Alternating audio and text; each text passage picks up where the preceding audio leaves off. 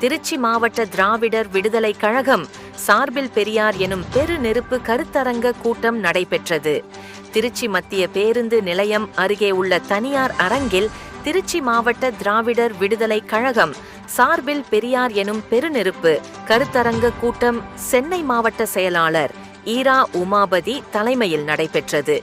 இதில் திருச்சி மாவட்ட செயலாளர் மனோகரன் வரவேற்புரை ஆற்றினார்.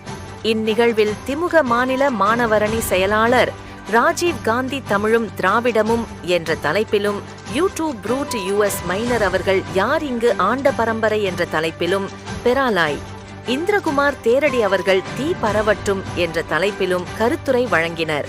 தொடர்ந்து சிறப்பு அழைப்பாளர் திராவிடர் விடுதலை கழக தலைவர் கொளத்தூர் மணி சிறப்புரை ஆற்றினார். இதில் தந்தை பெரியாரின் கருத்து என்ன என்பதையும் அவரின் செயல்பாடுகள், அவரின் நற்குணங்கள், அவர் சமுதாயத்துக்கு ஆற்றிய தொண்டுகள், பெரியாரை பின்பற்ற காரணங்கள் குறித்து நிகழ்வில் பேசப்பட்டது.